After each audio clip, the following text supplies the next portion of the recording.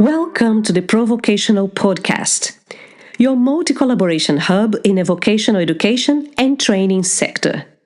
My name is Carmen Nunes. I am the founder of Pro-Vocational and your host in this episode. Welcome back to the show. Today, we are diving into one of the most dynamic and fast-changing sectors in Australia right now: childcare. And make no mistake, what's happening in childcare in 2025 isn't just about babysitting. It is about education, workforce, economics, and the kind of society we are building for the future. So, where are we at? Well, over the past 2 years, we have seen a huge injection of government funding.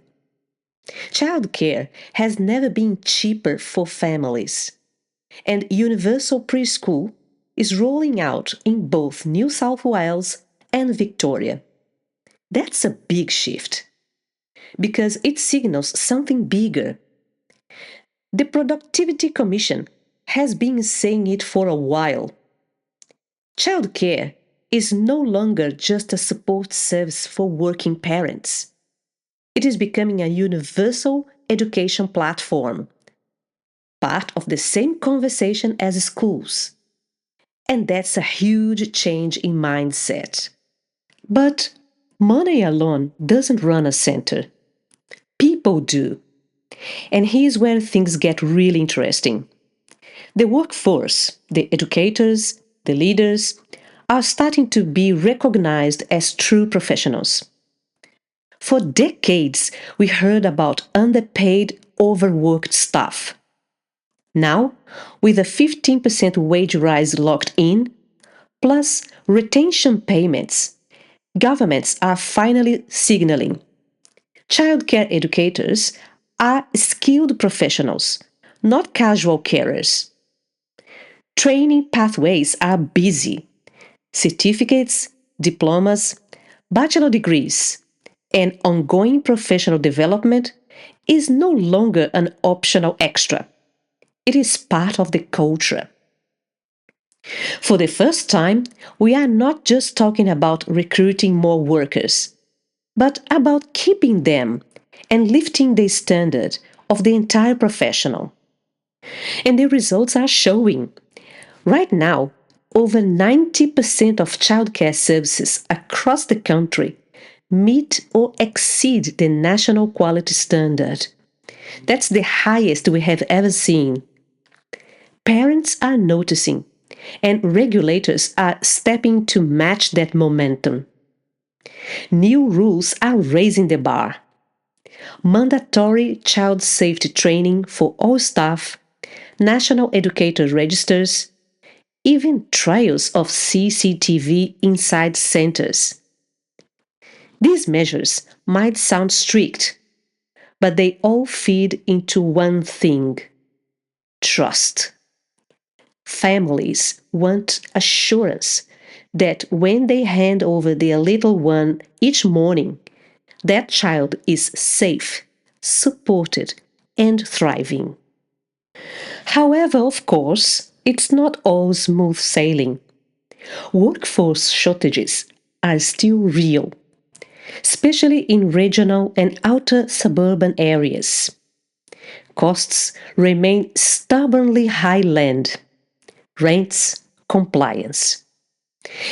And while the subsidies have brought down out-of-pocket fees for families, not every community has the same level of access. For some children, those in remote areas, those with additional needs, the promise of childcare still feels more like a lottery than a guarantee. But here's the part that really excites me. Innovation is no longer just a buzzword. It is landing on the ground. We are seeing AI-driven rostering that keeps ratios balanced and reduces burnout. We have got digital tools cutting down on a mountain of paperwork, giving educators more time to focus on the children. The best operators are embracing technology with care, making sure it enhances, not replaces, the human connection at the heart of the childcare. Regulators are keeping a close eye, setting guardrails around data and privacy. But the direction is clear: smarter systems, better outcomes, and more time for what matters. So, what's the big picture?